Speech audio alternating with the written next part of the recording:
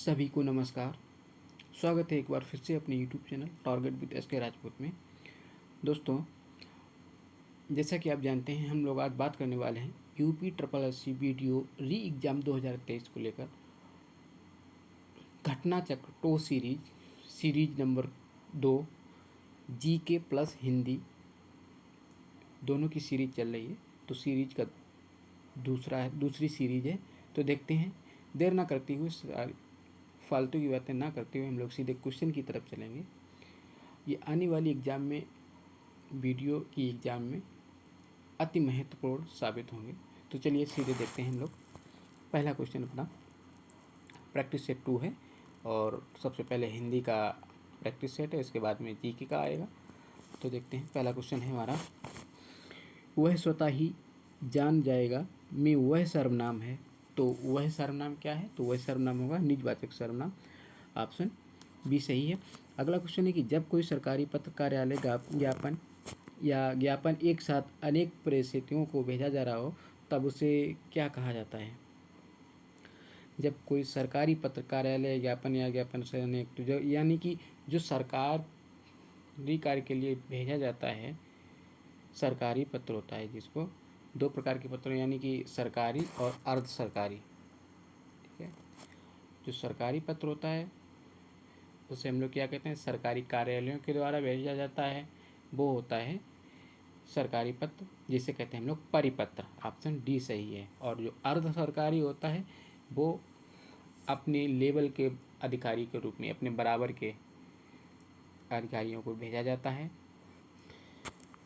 अगला क्वेश्चन है कि महावीर प्रसाद द्विवेदी ने आदिकाल को संज्ञा दी है। तो महावीर प्रसाद ने, द्विवेदी जी ने आदिकाल को संज्ञा दी, वो है बीज पवन काल। ऑप्शन डी सही है।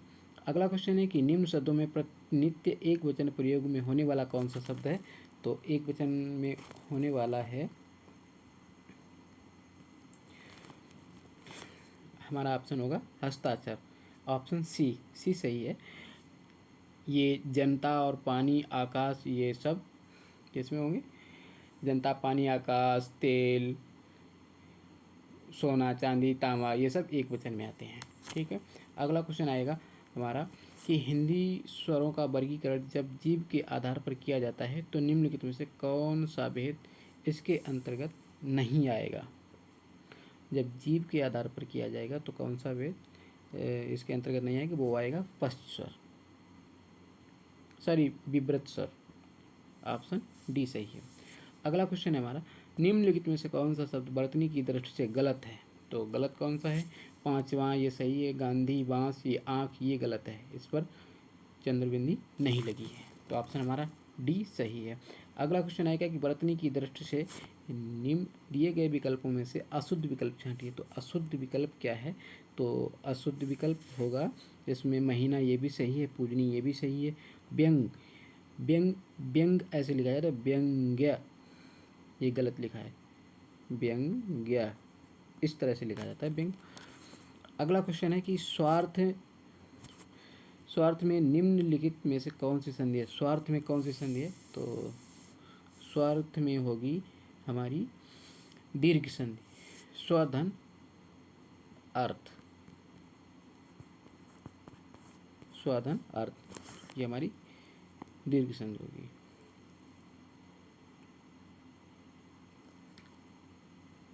अगला क्वेश्चन है, पावन शब्दी स्वर, पावन का संधि विच्छेद निम्नलिखित कौन सा होगा? तो पावन का संधि विच्छेद होगा पौधन अन, पौधन अन, ये होगा पावन। ऑप्शन बी सही है हमारा, पावन, सॉरी पौवन, पौधन अन, ये अयादि संधि है ना, पौधन अन। ऑप्शन ए सही है। अगला क्वेश्चन है कि भीष्म पितामह ने आजीवन शादी न करने का प्रण लिया था, रेखांकित शब्द कौन सा समास है? आजीवन, आजीवन यानी कि पहले से इसमें क्या लगा है? उपसर्ग लगा, आ प्लस जीवन, आजीवन मतलब होगा जीवन भर। तो ये कौन सा समास है? अव्ययीभाव समास है। ठीक है, जिसमें उपसर्ग लगा वो कौन सा समास होता है? सीधी सी बात, वो अव्ययीभाव समास होता है। अगला क्वेश्चन है कि निम्न में से कौन सा कर्मधारय समास है? तो कर्मधारय समास कौन सा होता है? कर्मधारय की विशेषता होगी, पहला विशेषण होता है और दूसरा विशेष्य होता है। ठीक है, तो विशेषण क्या है इसमें? नील गगन, नील गगन, नीला, नीला ये विशेषण विशेषता बता रहा है, गगन यानी नीला आसमान, गगन ये विशेष्य है। जिसकी विशेषता बताई जाए वो क्या होता है? विशेष्य होता है, और जो विशेषता होती है वो क्या होती है? विशेष। तो सीधा सही है नील गगन, ये कर्मधारय समास है। अगला क्वेश्चन है सम उपसर्ग से बना शब्द निम्न में से कौन सा है? तो सम उपसर्ग से बना शब्द होता है सम्मुख, ऑप्शन बी सही है। अगला क्वेश्चन है कि परा उपसर्ग का अर्थ क्या है? तो परा उपसर्ग का अर्थ होता है भीतर, परा का होता है भीतर, ऑप्शन ए सही है। अगला क्वेश्चन है हमारा कृदंत शब्द का कृत प्रत्यय का उदाहरण कौन सा है? तो कृत प्रत्यय का उदाहरण क्या है? कृदंत शब्द का, तो जो कृदंत का मतलब होता है जो क्रिया से, जो क्रिया की विशेषता बताता है, ठीक है, क्रिया से जो संज्ञा बनता है वो क्या होता है? कृदंत प्रत्यय। जैसे खिलाड़ी, तो ऑप्शन डी सही है हमारा। खेल, खेल हो गया, खेल एक क्रिया है, खेलना, खेलना क्या है? खिलाड़ी। अगला क्वेश्चन है निम्नलिखित में से आँख का तत्सम रूप कौन सा है? तो निम्न में आँख का तत्सम रूप है अच्छी, आँख का अच्छी होता है। अगला क्वेश्चन है कि विसर्ग का प्रयोग किन शब्दों में नहीं होता है? तो विसर्ग का प्रयोग किस में नहीं होता है? तद्भव में नहीं होता है, ऑप्शन ए सही है। अगला क्वेश्चन है चौथा का तत्सम शब्द क्या है? तो चौथा का तत्सम शब्द होगा चतुर्थ, ऑप्शन डी सही है। अगला क्वेश्चन है निम्नलिखित में से धूम्र का तद्भव शब्द कौन सा है? धूम्र का तद्भव शब्द, धूम्र का होगा तद्भव शब्द धुआं, ऑप्शन बी सही है। ठीक है, अगला क्वेश्चन है कि व्युत्पत्ति के आधार पर शब्द के कितने भेद होते हैं? तो व्युत्पत्ति के आधार पर शब्द के 3 भेद होते हैं। ठीक है, अगला क्वेश्चन है स्वतंत्रता सबको प्यारी होती है, वाक्य रेखांकित शब्द का संज्ञा भेद कौन सा है? स्वतंत्रता, तो इसमें क्या है? रेखांकित शब्द का संज्ञा भेद कौन सा? तो कौन से संज्ञा भेद है इसमें? तो स्वतंत्र, स्वतंत्र क्या है? एक भाववाचक की संज्ञा है, भाववाचक संज्ञा, स्वतंत्रता। अगला क्वेश्चन है पुरुषवाचक सर्वनाम चुनिए। तो पुरुषवाचक सर्वनाम कौन सा है? तो पुरुषवाचक सर्वनाम है आप, ऑप्शन ए सही है। ठीक है, अगला क्वेश्चन है हमारा मेरी बहन सविता हिंदी भाषा सीखती है, क्रिया चुनिए इसमें। तो इसमें सीधी सी बात क्या है? सीखना, सीखना कौन सी क्रिया? ठीक है, ऑप्शन सी सही है। अगला क्वेश्चन है आहा आप आ गए, वाक्य में आहा शब्द है, तो आहा शब्द क्या है? आहा ये अव्यय शब्द है, ऑप्शन सी सही है।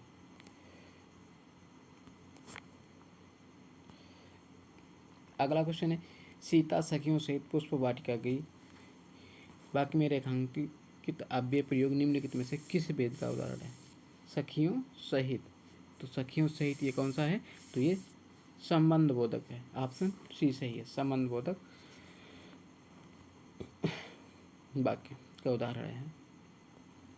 अगला क्वेश्चन है कौन सा शब्द अनिक का पर्यायवाची है? तो अनिक का पर्यायवाची होगा, अनिक का पर्यायवाची होगा, सेना का पर्यायवाची होता है वो अनिक होता है, ऑप्शन बी सही है। अगला क्वेश्चन है कामदेव का पर्यायवाची शब्द कौन सा है? तो कामदेव का पर्यायवाची शब्द है मनोज, ऑप्शन सी सही है। अगला क्वेश्चन है अग्रज का विलोम शब्द क्या होता है? तो अग्रज का विलोम शब्द होता है अनुज, अग्रज मीन बड़ा भाई और अनुज मीन क्या होता है? छोटा भाई। इसके बाद में अगला क्वेश्चन है दीर्घायु का विलोम क्या होगा? तो दीर्घायु क्या होगा?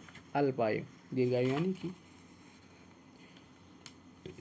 बड़ी उम्र और अल्पायु यानी छोटी उम्र। अगला क्वेश्चन है कि इस वर्ष हिंदी साहित्य की कुछ अवरुद्ध रही रिक्त स्थान, कुछ अवरुद्ध नहीं, रिक्त स्थान भरने के लिए उपयुक्त शब्द। तो इस वर्ष हिंदी साहित्य की प्रगति कुछ अवरुद्ध रही, ऑप्शन बी सही है। ठीक है, अगला क्वेश्चन है कि गांधी जी का राम राज्य का स्वप्न आज तक फिर रिक्त स्थान नहीं हुआ है, तो आज तक क्या नहीं हुआ है? साकार नहीं हुआ है, तो ऑप्शन सी सही है। अगला क्वेश्चन है कि जिसका उपचार ना हो सके उसके लिए एक शब्द क्या है? तो उसके लिए सीधे से एक शब्द है असाध्य, जिसका उपचार ना हो सके, ऑप्शन बी सही है। अगला क्वेश्चन है कि किसी तथ्य को जानने की इच्छा रखने वाला क्या कहलाता है? किसी तथ्य की इच्छा रखने वाला वो क्या कहलाता है? अगर यानी कि कुछ जानने की जिसकी इच्छा हो, सीधी सी बात है, जो जिसे जानने की इच्छा हो, क्या होता है? जिज्ञासु। ऑप्शन सी सही है, जिज्ञासु। अगला क्वेश्चन है हमारा, अंधेर नगरी का अर्थ है। अगला क्वेश्चन है हमारा कि अंधेर नगरी का सही अर्थ क्या है? तो अंधेर नगरी की सही अर्थ है अन्याय की जगह। अगला क्वेश्चन है, चौकड़ी भूल जाने का मुहावरे का अर्थ क्या है? चौकड़ी भूल जाना यानी बुद्धि काम में घबरा जाना। ऑप्शन सी सही है। अगला क्वेश्चन है, अंधों में काना राजा रेखांकित लोकोक्ति का सही अर्थ क्या है? अंधों में काना राजा यानी कि गुणहीनों के बीच एक गुणवान व्यक्ति। ऑप्शन ए सही है। अगला क्वेश्चन है, सलमा घर जाती है बाकी कौन सा है? तो सलमा घर जाती है सीधे से वाक्य, बाकी वो है सरल वाक्य है। निम्नलिखित में से संयुक्त वाक्य का चयन कीजिए। तो संयुक्त वाक्य का चयन कीजिए कि आप बताएं कि आपकी समस्या क्या है। मैं तुम्हारे साथ व्यापार करना चाहता हूँ। उसने खाया और सो गया, परिश्रम करके सफलता पर। तो सही ऑप्शन है इसमें सी, उसने खाया और सो गया।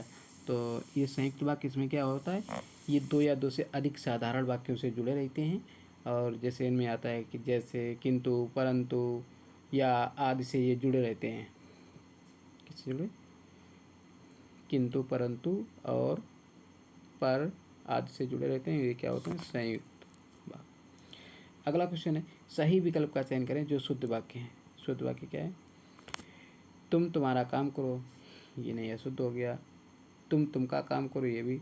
तुम तेरा काम करो, ये भी। तुम अपना काम करो, तो ऑप्शन डी सही है। अगला क्वेश्चन है, राम आम खाता है वाक्य में कौन सा रूप है? ठीक है, राम आम खाता है, तो कौन खाता है राम आम? तो ये होगा ऑप्शन सी, कर्तवाच्य।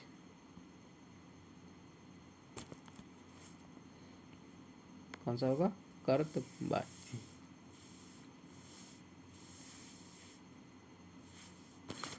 अगला क्वेश्चन है कि उसने टेढ़ी चाल चली। उसने टेढ़ी चाल चली वाक्य में कौन सा कारक है? तो टेढ़ी चाल चली, कर्ता ने यानी उसने, तो कौन सा है? कर्ता कारक। ठीक है। अगला क्वेश्चन है हमारा कि बिल्ली छत से कूद पड़ी, कौन सा कारक है? बिल्ली छत से कूद पड़ी, तो कर्ता ने कर्म को करण से और संप्रदान के लिए अपादान से अलग होना। तो इसमें क्या है? बिल्ली छत से अलग हो रही है, तो कौन सा है? अपादान कारक हमारा। ठीक। अगला क्वेश्चन है, इनमें से कौन सा पुल्लिंग शब्द स्त्रीलिंग शब्द में प्रत्यय लगाने से बना है?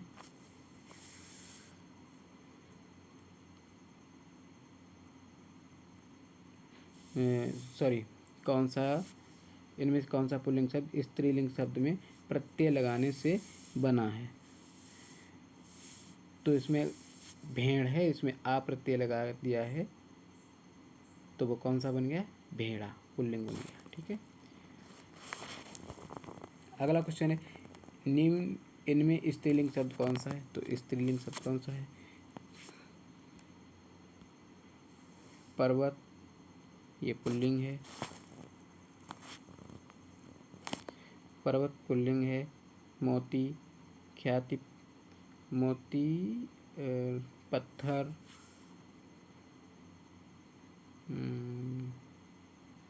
मोती भी पुल्लिंग है, पत्थर भी पुल्लिंग है, तो ये वाला स्त्रीलिंग, ख्याति प्राप्त की। ठीक है, हमारा ऑप्शन बी सही है। अगला क्वेश्चन है, मैंने आम खाया है, यह वाक्य किस काल को प्रदर्शित करता है?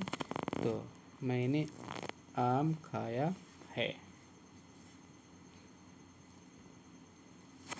तो ये कौन सा है? ये वाला है वर्तमान काल। मैंने आम खाया है, नहीं सॉरी, मैंने आम खाया यानी कि हम आम खा चुके हैं, तो इसका मतलब ये है कि भूतकाल है। ऑप्शन ए सही है। ठीक है, अगला क्वेश्चन है निम्नलिखित वाक्यों में से वह वाक्य चुनिए जिसमें गुणवाचक विशेषण का प्रयोग किया गया है।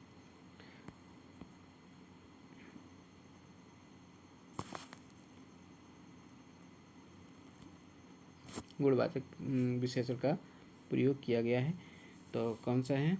वह नटखट बालक संगीत नहीं सुन रहा है, वहाँ बहुत से पक्षी उड़ रहे हैं, मैंने 10 मन गेहूँ खरीदा, ऐसे आदमी लाखों में से एक होते हैं। तो इसमें गुणवाचक गुण क्या है? इसमें नटखट, नटखट बालक, तो ये गुणवाचक विशेषण है। ठीक है, गुण क्या है? नटखट, तो ये गुणवाचक विशेषण है। ऑप्शन ए सही। अगला क्वेश्चन है नीचे दिए गए शब्दों में से किसकी वर्तनी शुद्ध है? तो नीचे दिए गए इसमें पूजनीय, पूज्यानीय, द्वारिका, द्वारिका तो सही है, तो द्वारिका ही सही है। पूजनीय ये भी गलत है, अहिल्या ये भी गलत, अंतर्ध्यान ये भी गलत है, तो ऑप्शन ए सही है हमारा। निम्नलिखित, अगला क्वेश्चन, निम्नलिखित में से प्राचीन भारतीय आर्य भाषा कौन सी है? तो प्राचीन भारतीय आर्य भाषा वो है, वो कौन सी है? वैदिक संस्कृत। ये आर्यों की जो भाषा कौन सी थी? वो वैदिक संस्कृत है। ठीक है, अगला क्वेश्चन है कौन सी प्राचीन भाषा नहीं है? तो भाई सीधी सी बात है, प्राचीन भाषा कौन सी नहीं? वो पंजाबी जो है वो प्राचीन भाषा नहीं है। अपभ्रंश ये भी है, प्राकृत ये भी है, और संस्कृत ये भी है, तो ऑप्शन बी सही है हमारा। ठीक है? अगला क्वेश्चन है एडमिनिस्ट्रेटिव कंट्रोल का हिंदी पर्याय कौन सा है? तो एडमिनिस्ट्रेटिव कंट्रोल का हिंदी पर्याय होगा प्रशासनिक नियंत्रण। ठीक है, ऑप्शन डी सही है। अगला क्वेश्चन है, और इस सीरीज का, हिंदी सीरीज का लास्ट क्वेश्चन है कि यदि हिंदी प्रश्नवाचक वाक्य का उत्तर हाँ या ना में दिया जा सके तो उसका अंग्रेजी अनुवाद करते समय वाक्य शुरू करते हैं। यदि हिंदी प्रश्नवाचक वाक्य का उत्तर हाँ या ना में दिया जाता है तो हम लोग कहाँ से करते हैं? तो सीधी सी बात ये है कि हम लोग ऑक्सिलरी वर्ब यानी ऑक्सिलरी वर्ब सहायक क्रिया से प्रारंभ करते हैं। ठीक है, कौन से? प्रश्नवाचक, प्रश्नवाचक वाक्य का अगर उत्तर हाँ या ना में दिया जाता है तो कौन सा? हम लोग ऑक्सिलरी वर्ब से, सहायक क्रिया से यानी कि शुरुआत करते हैं। ठीक है, अब देखते हैं जीके का क्वेश्चन हमारा कि पंचगव्य में निम्नलिखित में से क्या सम्मिलित नहीं किया जाता है? तो पंचगव्य में क्या सम्मिलित नहीं किया जाता है? गाय का दूध ये भी किया जाता है, गाय का गोबर ये भी किया जाता है, गाय का घी ये भी किया, तो तुलसी नहीं किया जाता है, तो ऑप्शन हमारा डी सही है। अगला क्वेश्चन है कि वेदों के गद्य प्रकरण क्या कहलाते हैं? तो वेदों के गद्य प्रकरण वो कहलाते हैं, वो ब्राह्मण कहलाते हैं, ऑप्शन सी सही है। अगला क्वेश्चन है कि मोहम्मद गौरी किस वर्ष पृथ्वीराज तृतीय से पराजित हुआ था? तो मोहम्मद गौरी जो था वो 1191 में पृथ्वीराज तृतीय से पराजित हुआ था। अगला क्वेश्चन है कि अमीर खुसरो ने, जिन्हें कव्वाली का पिता एवं भारत का तोता भी कहा जाता है, जिसे भारत का तोती हिंद कहा जाता है, तो जिसके दरबार में दरबारी कवि था, तो ये अलाउद्दीन खिलजी के दरबार में ये दरबारी कवि थे, अमीर खुसरो। अगला क्वेश्चन है लौह और रक्त की नीति किसने अपनाई? तो लौह और रक्त की नीति अपनाई थी वो बलबन ने अपनाई थी, ऑप्शन ए सही है। अगला क्वेश्चन है कि वर्ष रेगिस्तान में ईस्ट इंडिया कंपनी के जहाज़ों ने सूरत के पास स्थित स्वाली एस्चुरी में पुर्तगालियों को पराजित किया था। तो ये पुर्तगालियों ने पराजित कब किया था? तो ये 1612 ईस्वी में ईस्ट इंडिया कंपनी के जहाज़ों ने सूरत के पास स्थित स्वाली एस्चुरी में पुर्तगालियों को पराजित किया था। और इसमें ये अंग्रेज थे, तो मैं इनका जो कैप्टन था, वो कैप्टन कौन था? वो बेस्ट था, बेस्ट कैप्टन जो था वो अंग्रेजी सेना का नेतृत्व कर रहा था। और अगला क्वेश्चन है कि पहली डेनिश ईस्ट इंडिया कंपनी ने अपना परिचालन किस वर्ष शुरू किया था? तो पहली डेनिश ईस्ट इंडिया कंपनी ने अपना परिचालन शुरू किया वो 1616 ईस्वी में शुरू कर दिया था। अगला क्वेश्चन है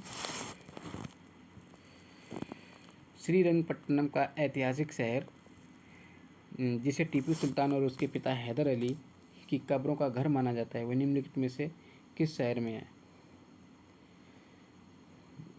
किस शहर से लगभग 15 किलोमीटर की दूरी पर स्थित है? तो ये मैसूर से 15 किलोमीटर की दूरी पर स्थित है। अगला क्वेश्चन है कि इनमें से कौन सा कारक नहीं है जो भारतीय संविधान के निर्माण में योगदान योगदान देता है, तो वो कौन सा कारक नहीं है? तो ये औद्योगिक क्रांति, ब्रिटेन में संसदीय लोकतंत्र, रूस में समाजवादी क्रांति, अमेरिका में अधिकारों का, तो ये वाला औद्योगिक क्रांति जो है वो भारतीय संविधान के निर्माण में कोई योगदान नहीं देता है। ऑप्शन ए सही है।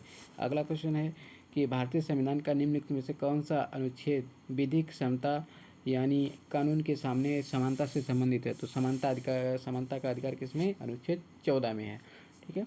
अगला क्वेश्चन है संविधान के किस अनुच्छेद के प्रावधानों के अंतर्गत भारत सरकार ने भारत रत्न और पद्म श्री को प्रारंभ किया था? तो ये अनुच्छेद 18 के तहत उपाधियों का जो अंत है उसके तहत। ठीक है। अगला क्वेश्चन है कि भारतीय संविधान का निम्न में से कौन सा अनुच्छेद मानव के क्रय विक्रय तथा जबरदस्ती मजदूरी कराने पर प्रतिबंध लगाता है? तो ये 23वां अनुच्छेद है, वो है मानव की क्रय विक्रय, व्यापार यानी कि और जबरदस्ती, बंधुआ उन्मूलन, इनके लिए। अगला क्वेश्चन है भारत और श्रीलंका को अलग करने वाली जलराशि कौन सी है? तो वो जलराशि है पाक जल संधि, जिसको पाक जलडमरूमत भी कहते हैं। अगला क्वेश्चन है कि प्रायद्वीपीय भारत का दक्षिणी छोर कन्याकुमारी स्थित है। तो कन्याकुमारी ये इधर स्थित है, कर्क रेखा के उत्तर में, मकर रेखा के दक्षिण में, भूमध्य रेखा के दक्षिण में और भूमध्य रेखा के उत्तर में। तो सही ऑप्शन है डी, भूमध्य रेखा के उत्तर में।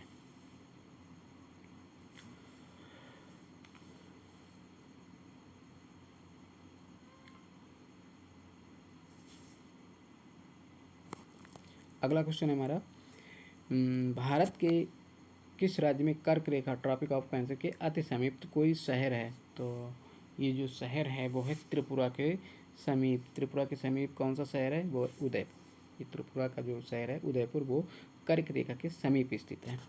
अगला क्वेश्चन है कि पृथ्वी का कठोर बाहरी हिस्सा जिसमें क्रस्ट और वायुमंडल शामिल है उसे क्या कहा जाता है? तो पृथ्वी का जो कठोरी बाहरी हिस्सा है उसे क्या कहते हैं? हम लोग स्थल मंडल कहते हैं। ऑप्शन भी सही है। अगला क्वेश्चन है कि अक्षांश का वृत्त एक वृत्त जो पृथ्वी की भूमध्य रेखा की सतह से 52 डिग्री दक्षिण में है क्या कहलाता है? तो वो कहलाता है 52 डिग्री दक्षिण में, तो 52वां समानांतर दक्षिण कहलाता है। अगला क्वेश्चन है कि कर्क रेखा कहाँ से गमन करती है? तो कर्क रेखा जो है वो भारत और सऊदी अरब के मध्य गमन करती है। अगला क्वेश्चन है कि वर्ष 1965 में निम्नलिखित किस कृषि उपज के लिए न्यूनतम समर्थन मूल्य एमएसपी यानी पहली बार घोषित किया गया था? तो वो किसके लिए किया जाता? धान के लिए। ऑप्शन सी सही है। अगला क्वेश्चन है कि निम्नलिखित में कौन सी मिश्रित खेती की प्रमुख विशेषता है? तो मिश्रित खेती क्या होती है? पशुपालन और फसल उत्पादन को एक साथ करना वो मिश्रित खेती कहलाती है। अगला क्वेश्चन होता है इसमें निम्न में से कौन सा भारत में कृषि विपणन के मुख्य दोषों में से एक नहीं है? तो भारत में कृषि विपणन के मुख्य दोषों में से एक नहीं है। तो मुख्य दोष कौन कौन से? भंडारण सुविधा की कमी, ये भी मुख्य दोष है। परिवहन की कमी, ये भी मुख्य दोष है। मार्केटिंग इंटेलिजेंस की कमी, ये भी। तो अनुकूलन मंडी ये मुख्य दोष नहीं है। अगला क्वेश्चन है उत्तर प्रदेश राज्य का कौन सा जिला नेपाल के साथ अपनी सीमा साझा नहीं करता है? तो नेपाल के साथ कितने राज्य करते हैं, कितने ज़िले करते हैं उत्तर प्रदेश के? तो 8 ज़िले हैं वो नेपाल के साथ अपनी सीमा साझा करते हैं। 7 ज़िले हैं। 7 ज़िले कौन कौन से हैं? पहला हो गया महाराजगंज, ये भी करता है। श्रावस्ती ये भी करता है। पीलीभीत करता है। उत्तर प्रदेश करता है। ज़िले की बात कर रहे हैं। पीलीभीत, श्रावस्ती, महाराजगंज और लखीमपुर, बहराइच और क्या नाम है, सिद्धार्थनगर, ये 7 जो ज़िले हैं वो नेपाल के साथ सीमा साझा करते हैं। और ये जो सीतापुर है ये नहीं करता है। ठीक है। अगला क्वेश्चन है कौन सा विकल्प उत्तर प्रदेश के शहरों से नदियों के साथ मेल खाता है? जो गंगा है, गंगा ये बिठोर, गोमती, जौनपुर, ठीक है, ऐसे मिला लो। राप्ती, गोरखपुर, सही, प्रतापगढ़, ठीक है। तो एका टू इसमें 2, एका 2 बी का 4, बी का 4 ये वाला ऑप्शन सी, और सी का 1, सी का 1 है, ठीक है, ऑप्शन सी है सही, ठीक। अगला क्वेश्चन है उत्तर प्रदेश में सबसे कम क्षेत्रफल वाला जनपद कौन सा है। तो उत्तर प्रदेश में सबसे कम क्षेत्र वाला जनपद वो है, वो सबसे छोटा जिला कौन सा है क्षेत्रफल की दृष्टि से, हापुड़, ठीक है। और इसमें हापुड़ ऑप्शन है नहीं, तो इसका मतलब, तो इसके बाद में कौन सा आता है, इससे पहले आता है, हापुड़ से पहले आता है संत रविदास नगर, ठीक है। हापुड़ का 640 वर्ग किलोमीटर है क्षेत्रफल, और संत रविदास नगर का है 1646 वर्ग किलोमीटर।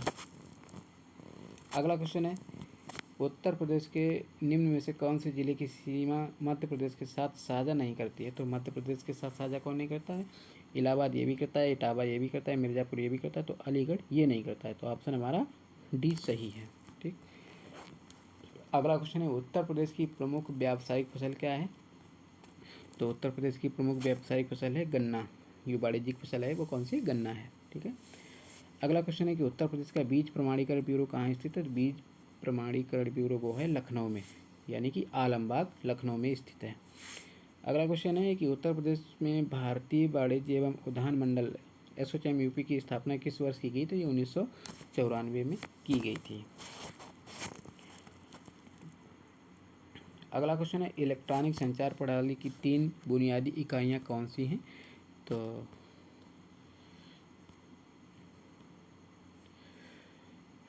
ट्रांसमीटर, ट्रांसमिशन चैनल और रिसीवर, ऑप्शन ए सही है, ये इलेक्ट्रॉनिक संचार प्रणाली की 3 बुनियादी इकाइयाँ हैं। अगला क्वेश्चन है कि ईमेल प्राप्त करने के लिए कौन सा प्रोटोकॉल उपयोग में आता है। तो ईमेल करने के लिए कौन सा आता है, तो ये आता है SMTP। SMTP क्या होता है, सिंपल मेल ट्रांसफ़र प्रोटोकॉल, ठीक है, सिंपल मेल और ट्रांसफ़र प्रोटोकॉल, ठीक है, ये आता है। अगला क्वेश्चन है निम्नलिखित में से क्या एक प्रयोजन उन्मुख या प्रयोजन आधारित क्रमादेशन प्रोग्रामिंग भाषा नहीं है। तो ये प्रोग्रामिंग की भाषा नहीं है, वो कौन सी नहीं है, सी ये क्या है, एक सामान्य कंप्यूटिंग प्रोग्राम की भाषा है। अगला क्वेश्चन है कि निम्नलिखित में कौन सी द्विआधारी संक्रिया परिणाम स्वरूप 10-10-11 देगी। यानी कि इस प्रश्न में सभी संख्याएं द्विआधारी संख्या प्रणाली यानी बाइनरी सिस्टम है, बाइनरी नंबर है, तो बाइनरी नंबर में ये संख्या किस तरह से आएगी। तो ये संख्या किस तरह से आएगी,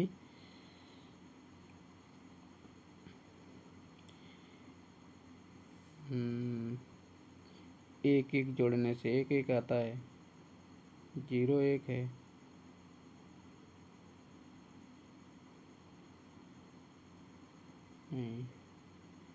और 1 से 0 घटाया 1, 0 से 1 1, ऑप्शन बी सही है, ठीक है। कैसे, 11 0 1 0 1, इसमें क्या घटाया है, 10 10, ठीक, ये घटाओ, तो 1 से 0 1, 0 से 1 1, ठीक,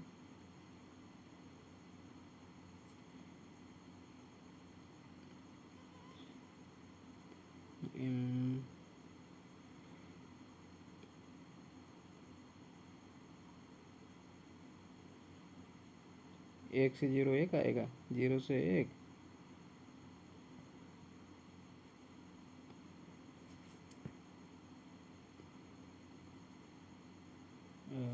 1 से 0 1 से 0 0,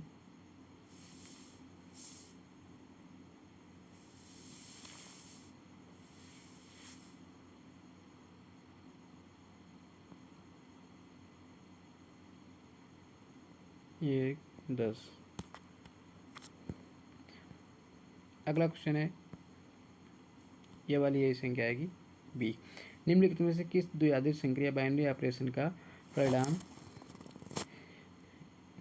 111010 होगा? इस प्रश्न की संख्या द्विआधारी संख्या प्रदत्त बाइनरी सिस्टम में है।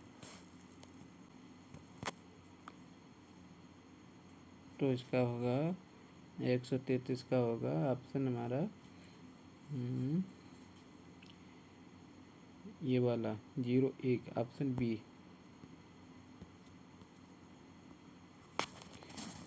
अगला क्वेश्चन है चुंबकीय प्रेरण का एसआई मात्रक क्या है? तो चुंबकीय प्रेरण का एसआई मात्रक है वो है टेस्ला। अगला क्वेश्चन है निम्नलिखित में से कौन सा विकल्प क्लास 2 लीवर का उदाहरण है? सेकंड लीवर का उदाहरण क्या है? तो इसमें सेकंड लीवर में क्या होता है, इसमें जो होता है वो उत्तोलक भार मध्य में होता है, आयास और आलम्ब किनारे पे होता है और भार कहाँ पे होता है? मध्य में। तो इसमें क्या है? व्हील बैरो, ये इसका ऑप्शन सही है। अगला है सिलिकॉन धातु क्या है? तो सिलिकॉन क्या है? तो सिलिकॉन है वो उपधातु है, जो धातु और अधातु के बीच की कड़ी होती है उसे क्या कहते हैं? उपधातु कहते हैं। दोनों के साथ क्रिया करके अगला क्वेश्चन है किसके प्रयोग के जरिए धातु की उच्च शुद्धता प्राप्त की जा सकती है? तो ये विद्युत अपघटन न्यूनीकरण के द्वारा। अगला क्वेश्चन है निम्नलिखित में से कौन सा विकल्प शरीर का सबसे बड़ा आंतरिक अंग है? तो वो है लीवर, जिगर, लीवर है। ठीक है। अगला क्वेश्चन है निम्नलिखित में से कौन सा तंत्रिका फाइबर से बना है जो प्रतिबिंब क्रियाओं में मध्यस्थता करता है और जो मस्तिष्क को आवेगों को आदान प्रदान करता है? वो क्या है? वो है हमारा मोटर स्नायु यानी न्यूरॉन। ठीक है। अगला क्वेश्चन है निम्नलिखित में से कौन सा हृदय की धड़कन और श्वसन को नियंत्रित करता है? तो वो करता है मेडुला ऑब्लिगेंटा। अगला क्वेश्चन है अगस्त 2022 में महिला पुलिस का 10वां राष्ट्रीय सम्मेलन 2022 कहाँ आयोजित हुआ? तो ये आयोजित हुआ था शिमला में। अगला क्वेश्चन है कि जुलाई 2022 में जारी भारत नवाचार सूचकांक 2022 में बड़े राज्यों की श्रेणी में उत्तर प्रदेश को कौन सा स्थान प्राप्त हुआ है? तो उत्तर प्रदेश को प्राप्त स्थान है वो 7वां है। और बड़े राज्यों में सबसे पहले क्या आता है? कर्नाटक आता है, तमिलनाडु आता है और फिर आता है हरियाणा। ठीक है। बड़े राज्य में ये तीन श्रेणी में, और ये 7वें नंबर किसका है? उत्तर प्रदेश का है। अगला क्वेश्चन है जुलाई 2022 में स्वस्थ पर्यावरण को मानव अधिकार घोषित करने के संबंध में संयुक्त राष्ट्र महासभा में हुए मतदान में कितने सदस्यों के ने पक्ष में मतदान किया? तो यानी कि 193 देशों ने मतदान किया, जिसमें पक्ष में किसने किया? 161 देशों ने पक्ष में मतदान किया। अगला क्वेश्चन है जुलाई 2022 में मैगजीन द्वारा जारी विश्व के 50 महानतम स्थलों की सूची 2022 में किन 2 भारतीय स्थलों को शामिल किया गया? तो वो 2 भारतीय स्थल हैं अहमदाबाद और केरल। केरल यानी उच्च शिक्षा में और अहमदाबाद टूरिज्म।